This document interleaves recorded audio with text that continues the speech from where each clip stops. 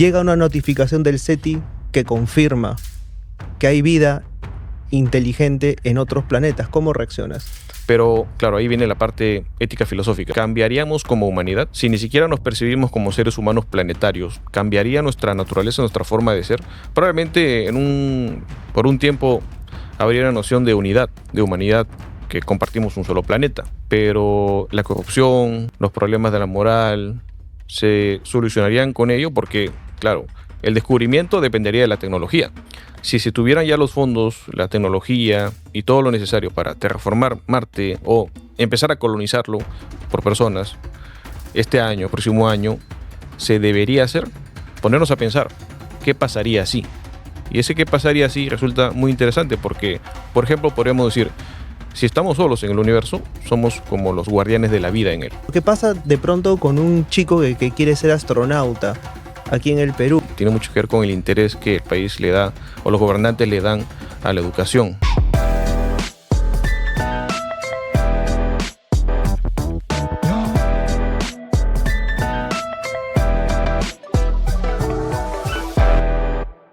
Bueno, hoy día estamos con un filósofo que además trabaja con el ejército y además se pregunta si hay vida allá afuera. El día de hoy nos acompaña el presidente de la Sociedad Peruana de Astrobiología, el doctor Octavio Chong. ¿Cómo está, caballero? Bienvenido al Buen Librero.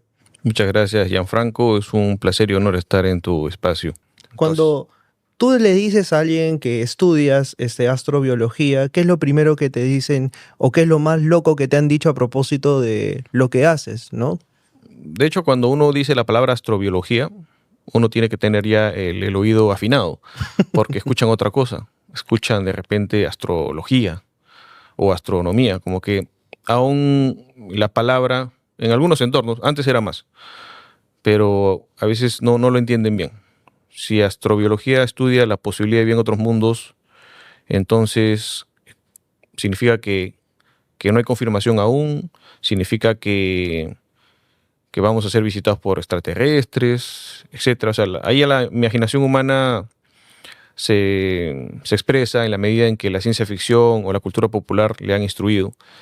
Aquí quiero puntualizar algo, ¿ya? Porque justamente, no sé si lo recuerden ustedes, vayan a esa mesa si no, hablamos a propósito de vida en otros planetas, los ovnis en el Perú, y ahí es donde Octavio, junto al doctor Choi, se enfrascaron en un debate acalorado que la gente empezó a decir Team Choi, Team Chong. O sea, justamente se ponían de un bando o de otro. Pero un poco la conclusión a la que llegábamos en esa mesa era que, si bien es cierto, no podemos explicar algunos fenómenos, el hecho de que no podamos explicarnos no significa que no existan. Es complejo en el sentido de que los llamados fenómenos aeroanómalos, o sea, para ya no usar el nombre ovni, se refiere justamente a objetos no identificados. Entonces, no es igual a un satélite, a un espía, a un ser de otro planeta. Simplemente es fenómeno no identificado. Y en ese sentido no se puede afirmar tajantemente nada. Lo que queda es investigar y estar abierto a los resultados. Pero claro, como comentaba, por más que uno quiera creer que es algo más, no significa que lo sea. Por lo tanto, allí hay que ir con precaución y no adelantar opiniones. O sea, no podemos empezar por la conclusión. ¿Y cuál sería la conclusión? Decir que es de otro mundo. No podemos empezar así.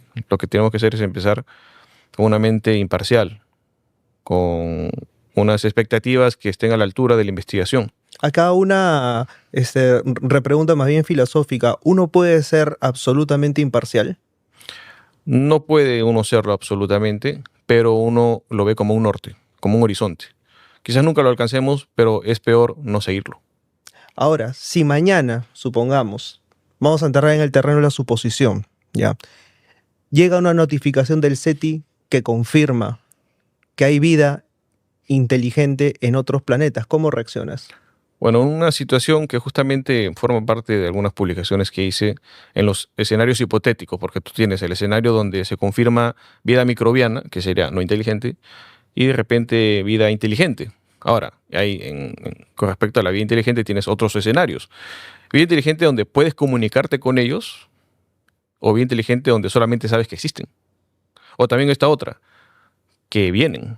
Entonces, de esos tres escenarios, de repente, si vienen, por decirlo así, no sería muy conveniente para nosotros, porque el hecho de tener ya esa capacidad tecnológica, pues nos pone a nosotros en una desventaja abismal.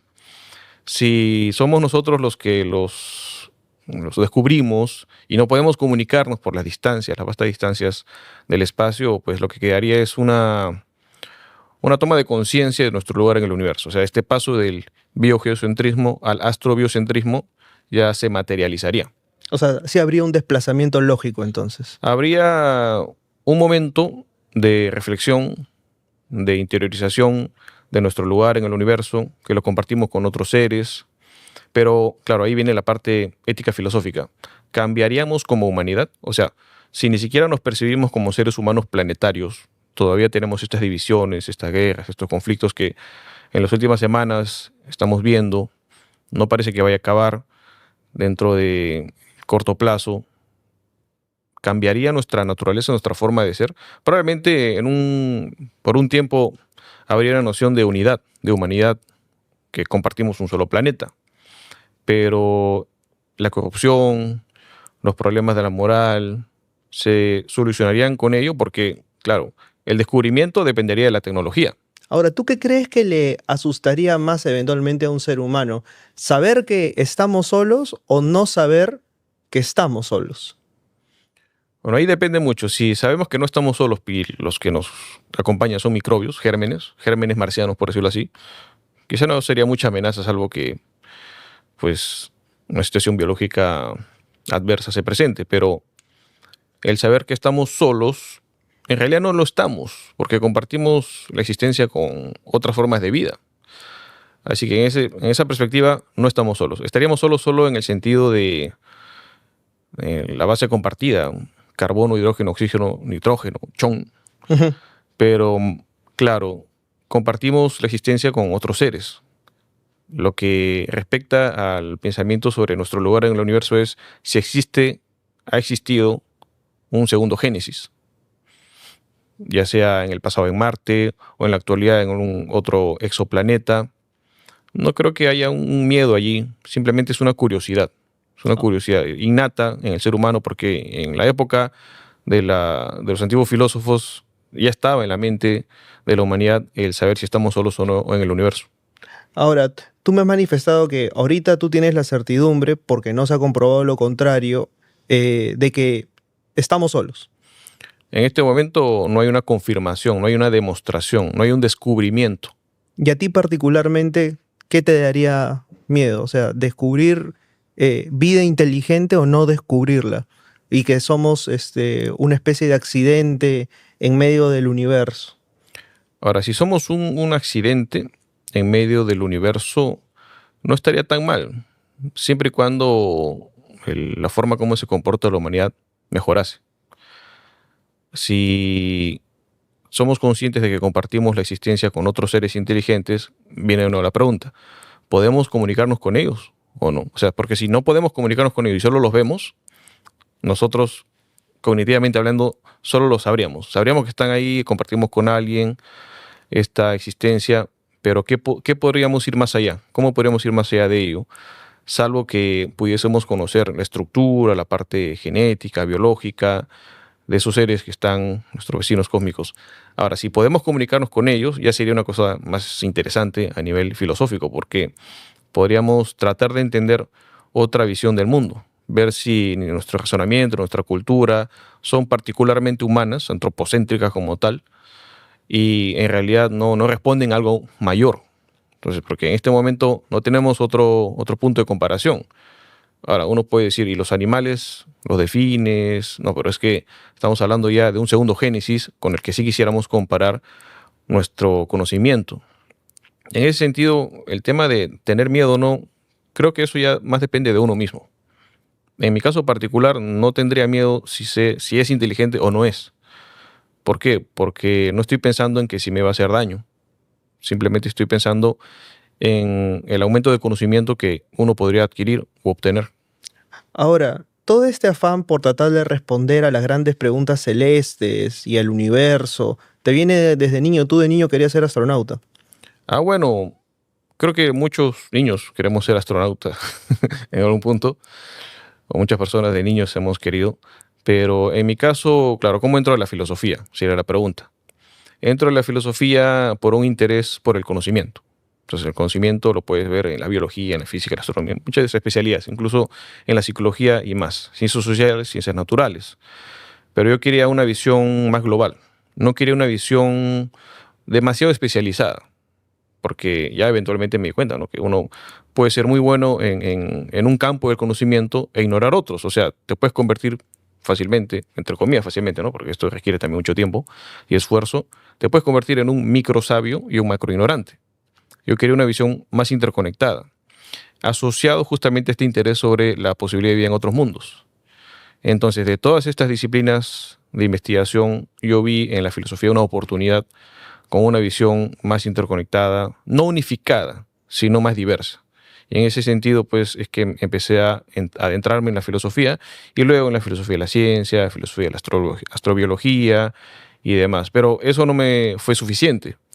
Como justamente comentabas, no solo me he quedado en la filosofía, me he aventurado a otras áreas del saber, como en la educación, en la administración, en las ciencias espaciales. Incluso actualmente tengo ciertos proyectos que vamos llevando a cabo de investigación, como el proyecto Estratosfera, que es astrobiología experimental. Es decir, no solamente son las ideas que puedo trabajar, como por ejemplo, una vez te comentaba, mi tesis doctoral de filosofía era sobre la multi, inter y transdisciplinaridad en la ciencia. O sea, cuáles son esas diferencias y cómo se manifiestan en las diferentes disciplinas académicas, sociales y naturales. Eventualmente yo dije, pero este concepto de algo debe servir, ¿no? O sea, no puede quedarse solamente en lo teórico. Ahora, Debe no observarlo. habrás podido llegar a ser astronauta necesariamente, pero estás constantemente enviando globos al espacio para testear alguna serie de Claro. objetos, ¿no? Recientemente, por ejemplo, hace unos días nada más, y está en los medios, hemos enviado muestras, sensores, tardígrados, granos de café, y todo esto con fines de investigación, con el proyecto Estratosfera, que aúna no solamente ciencias sociales, sino también ciencias naturales. Tenemos publicaciones, por ejemplo, en progreso, en curso, sobre el pre y post de sometimiento de granos de café a la estratosfera, condiciones extremas. Pero también tenemos publicaciones ya hechas en Cambridge, por ejemplo, sobre la transdisciplinaridad que los participantes adquieren en estos proyectos, o la autoeficacia académica en participantes, que eso lo hicimos hace un par de años con 150 estudiantes universitarios, acerca de cómo ellos se ven incrementados en su autoeficacia académica al participar en este tipo de emprendimientos o actividades de investigación. Entonces, todas estas ideas que a nivel filosófico yo empezaba a desarrollar, a trabajar, siempre las trataba de orientar en un aspecto más práctico, experimental, ver si realmente funcionaba. Entonces, creo que de eso se trata, no solamente de comprender el mundo, sino también ver si esa comprensión que tienes está alineada. Porque ¿cómo sabes si simplemente estás especulando sin una base adecuada? Cuando mandan los granos de café, a la estratosfera y luego los regresan, ¿cuál es el cambio más significativo que experimentaron? Bueno, podríamos mencionar diferentes cambios significativos, pero asumiendo el interés del público, por ejemplo, el sabor. Ajá. Ya se han hecho incluso dos catas de café que pueden encontrarlo en internet como Proyecto Estratosfera. Allí el sabor cambia, se vuelve un poco más insípido, quizás sería la palabra, pierde un poco de sus cualidades originales. O sea, hay un cambio significativo. Y esto sucede porque en el sometimiento de las condiciones extremas, estamos hablando de condiciones como menos 70, menos 60 grados centígrados, estamos hablando de presión atmosférica muy, muy baja y sometimiento a rayos cósmicos, a rayos ultravioletas, pues hay un proceso que en este momento estamos examinando en el laboratorio para eventualmente publicarlo como artículo de investigación. Ahora, pienso también en, a ver, realizar experimentos, estar constantemente enviando globos al espacio, interesarse por la ciencia de manera transdisciplinar, como te estás entrenando tú ya hace bastante tiempo, ¿no? O sea, por ejemplo, ¿qué pasa de pronto con un chico que quiere ser astronauta aquí en el Perú? ¿Qué tantas facilidades tiene? ¿Qué tantas facilidades tiene alguien que quiere hacer ciencia y hacer ciencia experimental además aquí en el Perú? ¿Qué tan lejos estamos de eso, no? Bueno, siempre el problema que muchos investigadores tienen cuando quieren hacer sus proyectos es el financiamiento. O sea, de tajo el financiamiento, la infraestructura, los laboratorios, los equipos, que en muchos casos los equipos más especializados se encuentran afuera o simplemente no se tienen los recursos adecuados. Y es una cuestión también de la gestión pública, cómo desde la política se puede hacer algo. Tiene mucho que ver con el interés que el país le da o los gobernantes le dan a la educación. En mi caso particular, no existía, cuando yo estaba en la universidad, una agrupación oficial, institucional de astrobiología. Entonces, al no existir, lo dije, vamos a hacerlo. Formamos un grupo, la Asociación Peruana de Astrobiología es la primera institución registrada en el país y a partir de ahí hemos hecho conferencias, eventos, investigaciones, lanzamiento de globos, revistas científicas de astrobiología, es decir, donde no hemos encontrado oportunidades las hemos creado. Desde ese enfoque es que siempre hemos hecho las cosas. No se nos ocurriría. ¿Quién los financia a ustedes, por ejemplo? Bueno, es un autofinanciamiento al inicio, Ujú. pero ahora gracias al proyecto Estratosfera ya podemos, en algunos casos, lanzamientos comerciales, le llamamos, obtener ciertos recursos para poder continuar estas actividades. ¿Y cómo se lo presentan a las marcas o a los sponsors? O sea, les dicen básicamente, vamos a mandar un café al espacio. Bueno, tomo como ejemplo el caso del Día de la Madre. Ya, Se envió Yape. Yape. Sí, Yape es una campaña publicitaria sobre el Día de la Madre con el logo de Yape, el muñequito, que incluso está en la web. Alcanzó cerca de 8 millones, 10 millones de vistas entre TikTok, Instagram y Facebook. Entonces aquí ellos sabían de nosotros, nos contactaron, porque anteriormente habíamos enviado pisco, primer pisco peruano en la estratosfera, y anteriormente habíamos enviado ceviche, primer ceviche. Mandaron un ceviche Sí, con a un la influencer estratosfera. llamado Mauricio Velarde, que también nos contactó, porque, bueno, hasta antes nos limitábamos más a envío de muestras, de vez en cuando. Pero ya todo esto se fue oficializando, repotenciando como Proyecto Estratosfera, que ya es una iniciativa peruano-colombiana, que hacemos lanzamientos de granos de café, de muestras de semillas, tardígrados, etcétera. Por mi lado, lo hacemos en el Perú, como la Asociación Peruana de Astrobiología, pero en Colombia también, como Melissa Gutiérrez, se hace como Proyecto Estratosfera y estamos regionalizándolo. Vamos a tener también lanzamientos la próxima semana en Cusco, con muestras representativas del lugar, de la zona, con una serie de conferencias que vamos a tener allí también para dar movimiento a todo esto, llenar esos espacios donde la astrobiología no está muy presente o que en general la ciencia no está presente, porque si tú ves que se necesita algo y tú puedes hacer algo para remediar o subsanar, en este caso, la presencia de la astrobiología, mover a la gente para que conozca más lo que haces, hazlo. O sea, tú, como una frase me resuena mucho, tú tienes que hacer ese cambio que quieres ver en el mundo. Y eso es cierto, tú tienes que hacerlo. Si no te mueves y solamente eres un espectador, las cosas no cambian. A eso quería ir, ¿no? Un poco, porque, claro, mencionas, ahorita es autogestión, autofinanciamiento, eventualmente han conseguido sponsors para lanzamientos de productos muy puntuales, ¿no? O sea, ceviche, han lanzado un pisco. ¿Qué otras cosas más han lanzado al espacio? Tardígrados, muestras de té, granos de maíz, vamos diversificando. Incluso vamos a llegar también a un punto ya en Paraguay para medición de microplásticos en la estratosfera. Tú sabes que el tema de los microplásticos está bastante sonado en la actualidad por la contaminación que se presenta en los mares, en el ADN incluso, en unas publicaciones se menciona, vamos a hacer ello.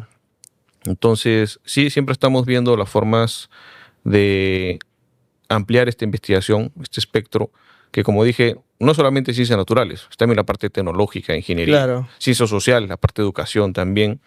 Así que hay mucho por explorar, desde la astrobiología, que termina siendo una ciencia transdisciplinar. Ahora, que la una. pregunta se cae de madura también. O sea, ¿qué tan lejos estamos de poder, así como enviamos objetos, enviar seres vivos o enviar al mismo ser humano, ¿no? Bueno, ya tiene que ver mucho también la cuestión ética. Si por ejemplo, mencionas enviar animales, para someterlos a condiciones extremas, eso puede ser crueldad animal. O si sometes a personas, por ejemplo, si envías a una persona a Marte, sería un viaje de ida. O si estamos pensando a gran escala, terraformar Marte. ¿Hasta qué punto depende del interés científico y no de intereses económicos o políticos? Entonces, por ejemplo, hace poco estábamos discutiendo este tema entre colegas de astrobioética. Si se tuvieran ya los fondos, la tecnología y todo lo necesario para terraformar Marte o empezar a colonizarlo por personas, este año, próximo año, ¿se debería hacer? O sea, mucha gente diría, sí, ¿no? Vamos con todo, vamos a hacerlo. Pero ¿hasta qué punto ya estamos seguros de que no hay ninguna otra forma de vida que se ponga en peligro? Ahora, con la tecnología que tenemos, claro, podemos identificarlo mucho más fácilmente si se trata de una vida basada en el carbono, por decirlo así. Pero si fuera otra forma de vida que escapa a nuestros estándares o teledetección, claro, quizás habrían sospechas, indicios, pero imaginemos qué pasaría así. O sea, porque tampoco tenemos el 100% de seguridad. ¿Qué tiempo deberíamos esperar? ¿5 años, 50 años para decir ya podemos colonizar o ya podemos enviar personas? Bueno, en la actualidad estamos enviando sondas y hemos generado basura también. Hay basura en Marte, hay basura en la Luna, hay mucha más basura en el espacio exterior rodeándonos. Entonces, ahí entra en cuestión ya un elemento de la astrobioética que no termina siendo ciencia, sino filosofía. Y no Hay, tiene una respuesta como que ya, esto es, sino que tiene que discutirse y tiene que debatirse. Pensemos, por ejemplo, ¿quién decide entonces, o sea, qué vida vale la pena y no vale la pena proteger, ¿no? O Ahí sea, podríamos, claro, ver si la vida microbiana extraterrestre no piensa, no es un objeto de consideración como una persona que es racional, con dignidad y tal. Pero una vida microbiana extraterrestre no pensante no puede defenderse sola, por sí sola. Entonces, ahí habría que aplicar una especie de teloempatía, una empatía dirigida hacia otras formas de vida que por sí mismos no se defienden, no pueden, pero que para nosotros significa mucho. Por ejemplo, la respuesta a si estamos solos o no en el universo, o un segundo génesis, ¿qué podemos aprender de ello? Y todos los derivados. Y ahí viene también la cuestión. ¿Sería un valor entonces extrínseco el que tiene esta forma de vida microbiana? Hasta cierto punto sí, pero también tendría un valor intrínseco. El hecho de que represente un segundo génesis ya es algo valioso para nosotros. Ahora, de todas maneras, no va a ser así para toda la vida. Si necesitamos colonizar Marte, tarde o temprano vamos a tener que incomodar a esa otra forma de vida. Pero date cuenta de lo que estoy hablando. Estoy hablando desde un punto de vista, desde una posición especulativa, pero basado en algo real, o sea, un experimento mental. por ejemplo, ¿un virus puede ser considerado un ser vivo? Bueno, en ese caso hay una polémica al respecto, pero esperamos que cuando encontremos otras formas de vida en Marte, si es que encontramos otras formas de vida, no serían del tipo de virus, sino unas que nos permitan dar una confirmación de si saber estamos solos o no en el universo. ¿Qué es lo que sabemos hasta el momento de Marte? Yo lo que sé por cultura general, de repente, es que en algún momento hubo agua. Sí, bueno, para el tema astrobiológico, el saber que en algún momento hubo agua puede significar que quizás hubo vida. Ahora, la pregunta para efectos astrobiéticos actuales sería, ¿aún existe esa forma de vida quizás en las cuevas, en la parte bajo la superficie? Entonces, como es un tema delicado en ese sentido, ¿hasta qué punto sí es responsable hablar de colonizar Marte, llevar personas en un plazo o en una situación donde no tenemos esa confirmación, ese descarte? O sea, tendríamos primero que descartar que no hay ninguna otra forma de vida, ni basada en el carbono, ni no basada en el carbono, para luego ya proceder. Y aún así, también tendremos que proceder con el principio de precaución. Detectar ciertas zonas que, digamos, es menos probable que haya vida para asentar ciertas colonias. Y en las otras áreas, elaborar o circunscribir lugares de protección planetaria, ¿Qué, parques de certi- protección planetaria. ¿Qué certidumbre tenemos hasta el momento de Marte? No, en este momento no tenemos una certidumbre de que haya vida, en este momento no hay una evidencia. Como comentaba, esto ya depende de las ciencias naturales, del descubrimiento. Ujú. En la parte de la filosofía y la astrología, lo que se te puede decir es qué pasaría si y cómo deberíamos actuar. Porque algo que se me viene a la cabeza es, ok, ¿qué pasaría si es que acaso descubriésemos vida inteligente en otros planetas? ¿Cómo se sacudirían las religiones del mundo en ese sentido? No, de hecho tengo colegas o personas que trabajan en el ámbito de la astroteología. Así Ah, se esa llama. es otra rama, Sí, astroteología. astroteología. Claro que podría uno pensar que se están inventando palabras, pero en realidad son las palabras y los constructos los que necesitamos para poder entender un fenómeno. Si no le asignamos un concepto, pues quizás no lo entenderíamos en su real dimensión.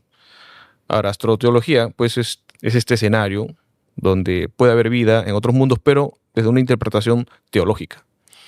Y bueno, según Ted Peters, por ejemplo, que es un investigador astroteólogo, en ese caso en particular, él comenta que Dios, por ejemplo, no sería tan mezquino para haber creado vida solamente en el planeta Tierra, y si se descubriese en otro lugar, pues sería simplemente una evidencia de su misericordia, compasión, Es un de su amor. poco la vuelta de Descartes, ¿no? O sea, y la idea del genio maligno, ¿no? Que él básicamente dice, no puede ser un Dios tan Claro, puede ser, perverso que claro. instale en mí esta idea, ¿no? De existencia, ¿no? Y de Sí, repente que no existe. sí, claro. O también puede ser que se va acomodando la narrativa, porque la religión como tal da sentido, da una narrativa para que la gente pueda creer en algo, tener fe, poner sus esperanzas, y el hecho de que se encuentre vida en otros planetas, en otro lugar en el universo, pues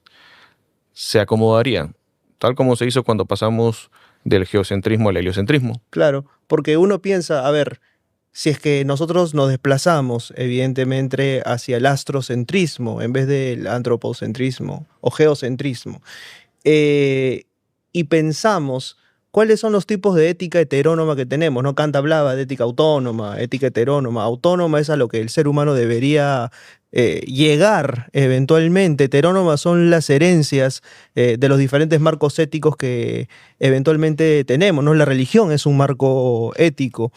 En ese sentido, por ejemplo, la figura de Dios se mantendría. Sí, no, justamente hace unos años me hicieron la misma pregunta para un diario, y la respuesta que di fue: aunque se descubriese vida en otros mundos, Dios seguiría siendo adorado. ¿Y cuál es la conclusión al respecto entonces? ¿Por qué? ¿Por qué seguiría siendo uno creyente? Bueno, porque puede uno también basarse en este otro argumento de un colega que conversé alguna vez, que Dios se manifiesta en todo lugar. Y descubrir vida en otros mundos es parte de, Del mismo relato. como un reflejo, Claro. entre espejos. Se va manifestando como si fuera un fractal, una figura autorreplicable, en este caso la vida. O sea, la vida como manifestación de lo divino.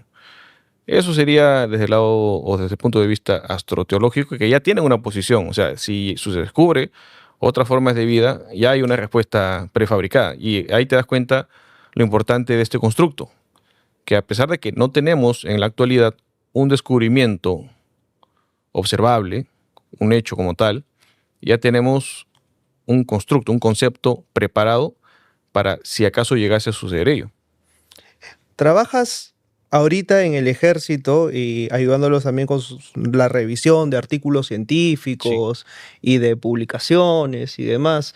Desde el ejército peruano, ¿hay algún tipo de voluntad de apostar por la ciencia o de hacer descubrimientos de ese tipo, como si de pronto podría existir de parte de la voluntad de otros países de América Latina? No, mi función actualmente como editor de la revista científica de la Escuela de Posgrado del Ejército es orientación para, por ejemplo, indexación, publicación de artículos científicos de temática militar, pero no puntualmente astrobiología, y esa es una cuestión aparte. O sea, dirías que hay de parte del ejército mucho más afán de investigación que de repente de incluso propias universidades. Bueno, yo creo que están a la par, está creciendo el interés, el desarrollo, por eso la voluntad de la indexación de la revista científica, lo cual es algo muy bueno, porque eso, la indexación, garantiza un control de calidad, un sistema de calidad, para que los lectores, los investigadores tengan la seguridad, la tranquilidad de que el trabajo que se publica ha sido revisado adecuadamente por la comunidad científica. Porque algo que en lo que pienso es, claro, muchas veces decimos, ok, no se invierte en ciencia en el Perú, de repente hay necesidades más urgentes, ¿no? Pero, ¿por qué sí sería necesario invertir en ciencia? ¿Es realmente una urgencia? Bueno, en términos generales, saber es poder. Conocimiento te permite estar en una posición aventajada frente a aquellos que no lo tienen.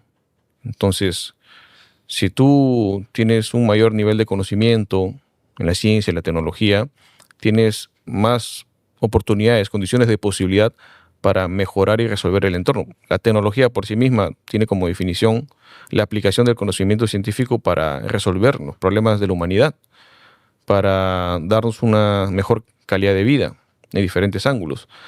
Entonces, si es que falta ciencia, tecnología en un país, no es tanto por que no seamos competentes. Yo más bien lo vería como una cuestión de problema de gestión pública, una cuestión política. Es decir, no estamos como estamos porque nos falte capacidad intelectual. Yo lo vería más como un problema que tiene que ver con temas, con asuntos políticos. Y eso también forma parte de nuestra responsabilidad como ética ciudadana, el ser ciudadanos conscientes, responsables y no solamente esperar a que exista un cambio, sino que nosotros mismos preocuparnos por ser ese cambio, al saber bien por quién elegimos y ser exigentes y reclamar cuando hay que hacerlo. ¿Cuál es el gobierno o que más preocupación le ha puesto a la ciencia en los últimos años? No tengo ese conocimiento precisamente ahora, así que no te podría decir la idea, pero siempre en mi caso nos hemos abocado a una autogestión, o sea, a un preocuparnos o sea, estamos aquí nosotros como sociedad civil, ¿qué hacemos? ¿Cómo nos ponemos de acuerdo? Buscan los recursos. Porque nunca hemos buscado recursos más allá de lo que nosotros podemos brindarnos como autogestión. Ujú. Incluso en las conferencias o congresos hemos siempre visto la forma de seguir adelante, pero pidiendo un financiamiento externo, más allá de las universidades, no lo hemos hecho. Y no lo dan tampoco. No encontramos, por ejemplo, programas de investigación en astrobiología como tal, o de lanzamiento de globos estratosféricos como tal. Si era una cuestión de generar nosotros el interés en lo que hacemos, para que haya un efecto multiplicador. Claro, entiendo. Pero en otros países sí existe este financiamiento o conocen de fondos, o sea, por parte de los gobiernos que se destinan enteramente pues a la investigación. Bueno, a nivel regional, curiosamente tampoco lo hemos visto, me refiero a Sudamérica, así que nuestra estrategia siempre ha sido generar las condiciones de posibilidad. La ciencia es un producto cultural, entonces como tal nosotros desarrollamos esta investigación, la hacemos conocer a la gente, generamos el interés y eventualmente existen investigadores o instituciones que prestan atención a ello, o empresas, que también hay empresas de investigación, y con ellas hacemos las alianzas y trabajamos mano a mano. ¿Con qué empresas piensan trabajar o con cuáles están cerca de enviar algo? Bueno, actualmente Pronto. ya estamos con la empresa Cápsula. En el Perú tenemos también Biotech. En Colombia también estamos haciendo alianzas para la investigación de envío de más muestras de café, en este caso, y universidades varias. Ese es un proceso que está en constante crecimiento. ¿No? ¿Qué tan lejos estamos realmente de poder no solo lograr apoyo para la astrobiología y lo que ustedes están haciendo, sino para la ciencia en general? O sea, se fomenta el pensamiento científico desde las escuelas. Sí, ese es un problema multidimensional, es complejo. Eh, tenemos que incentivar el pensamiento crítico, porque de nada sirve solo saber. Tenemos mucha información ya. Tú puedes entrar a internet, tienes mucha información. Bueno, que lamentablemente ahora hay fake news también. Pero igual, aunque tengas mucha información, de nada sirve si no tienes un pensamiento crítico. De nada sirve si no puedes o no sabes cómo emplearlo para resolver una situación. Así que no iría solamente dar más información, sino también saber gestionar ese conocimiento y saberlo hacer de una forma que interconecte problemas, porque a veces uno puede tratar de resolver un problema aislado, pero no termina siendo una solución completa, global. Apagas el incendio en un lado, pero se incrementa en otro. Es la visión de microsabio, macroignorante. Claro. Tú necesitas interconectar la información y la creatividad justamente consiste en conectar ideas. Así que ese pensamiento crítico fomenta la creatividad. Si no enfocamos la educación desde ese ángulo, pues puedes tener gente que sabe mucho, conoce bastante, pero ¿cómo logra conectar con diferentes áreas del saber? ¿Cómo logra ser transdisciplinar?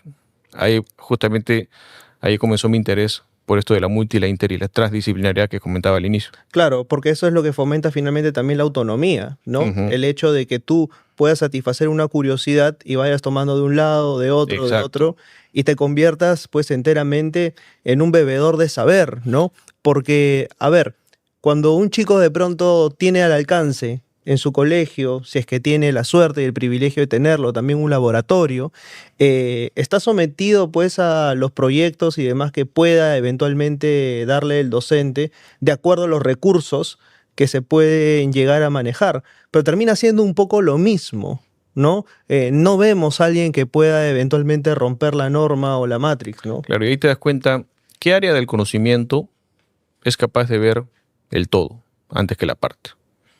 ¿Qué área del conocimiento es totalizador? Claro, La filosofía.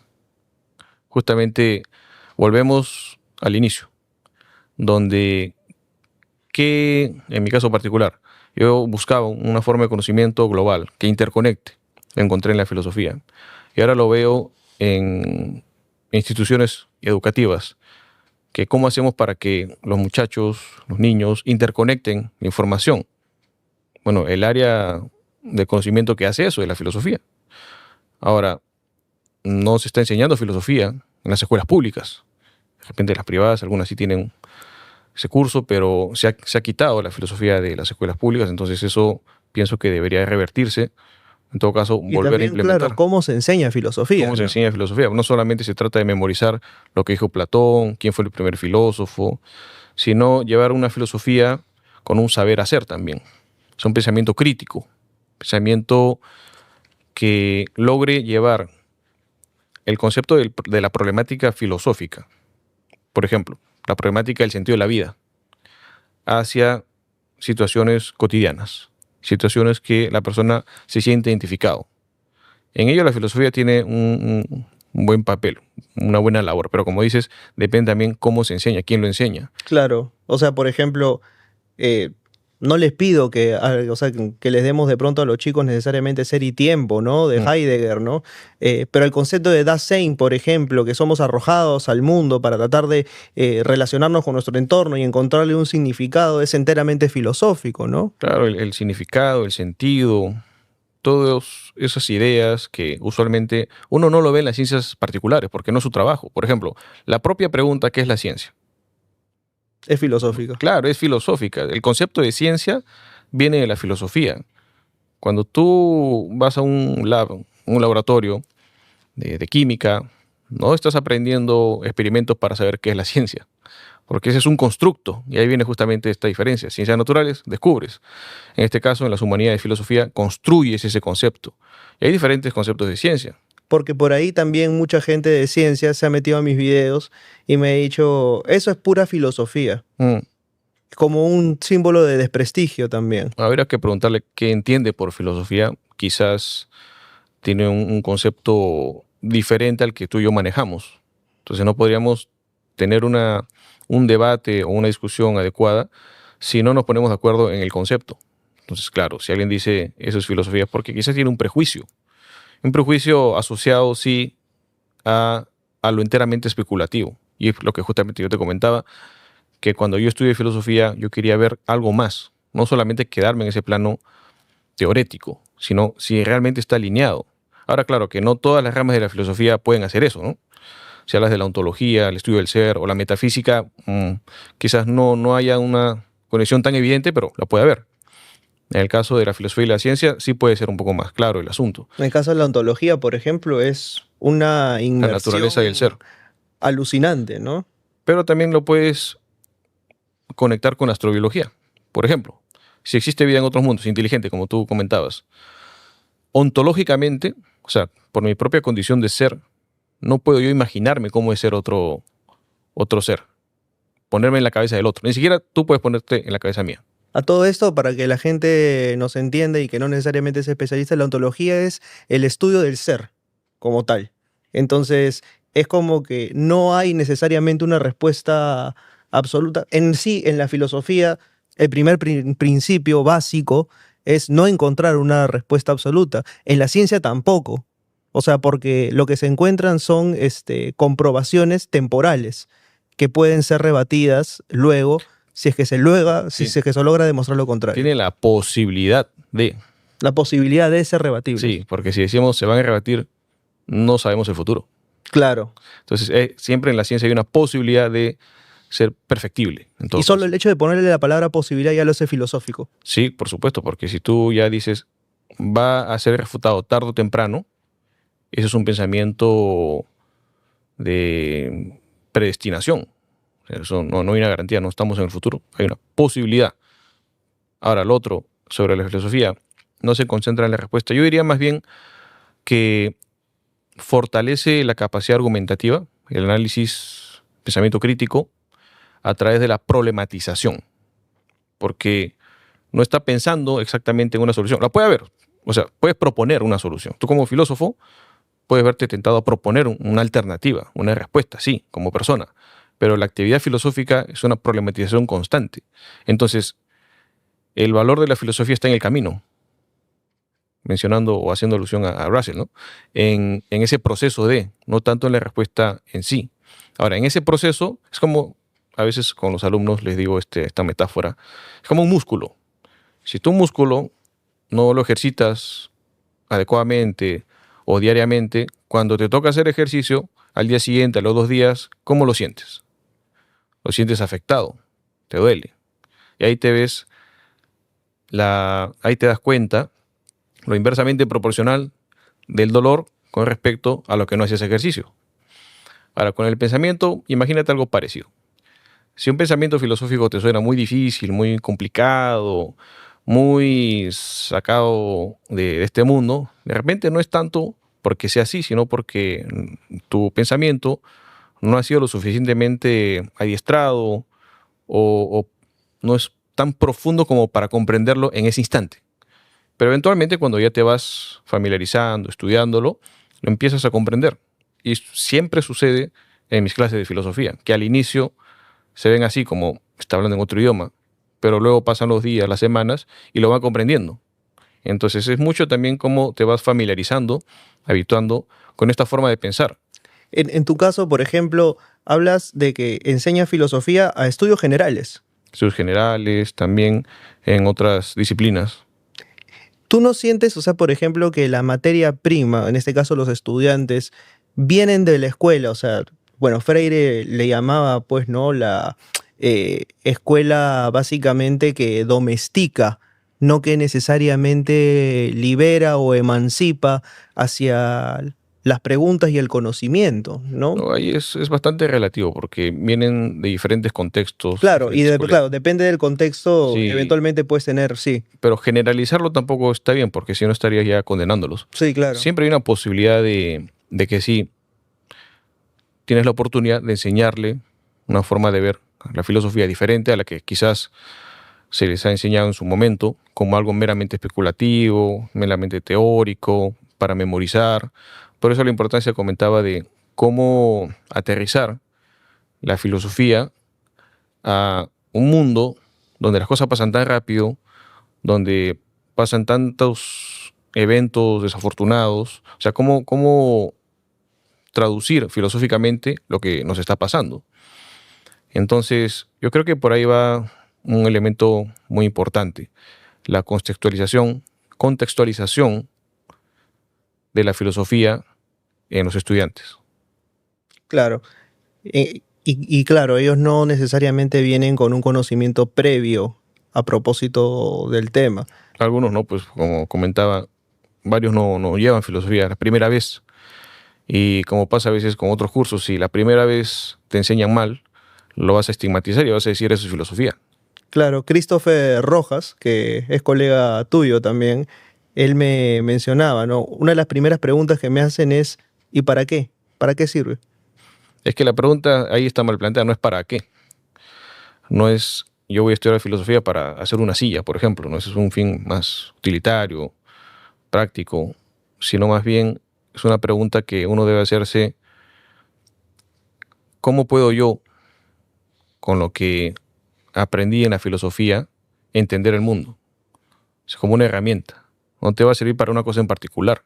Yo, en mi caso, uso la filosofía para la astrobiología, para la educación, para sociales, o sea, no es solamente para qué tal puntual, sino es una visión más compleja, totalizadora, que me permite ver el bosque antes que solo el árbol. Y en función a ello tomo otras decisiones, que otros quizás solamente lo harían desde un ámbito o especialidad en particular. Claro, en ese sentido la hiperespecialización, Mm, ahora sí lo digo bien, te lleva únicamente a veces ver una sola cosa, sino y cuando ya obtienes un conocimiento mucho transdisciplinar, puedes ver cosas claro, que de repente los demás no, ¿no? lo cual la hiperespecialización no está mal por sí misma. Pues es buena, está bien. Te da información de calidad sobre un punto en particular. El inconveniente viene cuando solo crees que eso es todo lo que hay. Claro, Cuando ya tienes una falta de conectividad con todo lo otro que nos rodea. así es. Bueno, la conectividad con este programa se hace mediante likes, comentarios y compartires y sobre todo siguiendo el tremendo trabajo que está haciendo Octavio. Te he visto en los diarios, en las revistas, tu trabajo está siendo valorado y bueno, parte de eso es que también, por eso también te he traído aquí, para que la gente también conozca un poco de lo que haces. Sí, muchas gracias. Este tema de la filosofía de la astrobiología es tan amplio que al inicio comenzaba con la astrobioética. Incluso una de mis primeras publicaciones está allí, Astrobioethics. Ahora lo he llevado al astrobiocentrismo, que es una palabra que no existía, que es más bien un constructo, una especie de paradigma en el escenario donde la vida es confirmada, está descubierta. No estamos solos en el universo.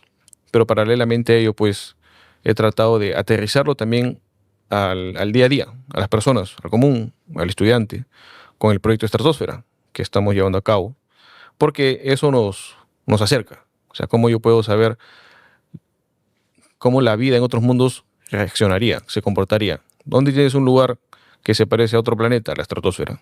Sometes allí algunos microorganismos y ves cuáles son más resistentes que otros y te pones a imaginar cómo sería la vida en otros mundos. Y justamente a partir de la filosofía es que he ido interconectándolo. Y como te das cuenta, no es que haya encontrado respuestas. De hecho, yo creo que tengo más preguntas. Pero ahí lo valioso es el proceso, el camino que se ha ido llevando y que a lo largo del camino la gente ha ido también creciendo con la asociación, con el proyecto, con la revista. Y justamente creo que ese es el punto, que en ese camino de evolución del pensamiento a través de la filosofía, la gente se va beneficiando entre todos. Y me parece que es eso, es una, como dije, no es unificar el conocimiento, sino es hacer una unidad en la diversidad. No es hacerlo todo uno igual, sino coordinarlo, orquestarlo con un eje transdisciplinar. Así es. Lo transdisciplinar aquí es que junten todas las figuritas para que este programa siga escalando. Muchísimas gracias a Octavio. Gracias a ti, Gianfranco. Y nosotros nos vemos la próxima semana. Espero que todavía en este planeta y a la velocidad que van las cosas, no sé si con algún descubrimiento nuevo. Chau, chau.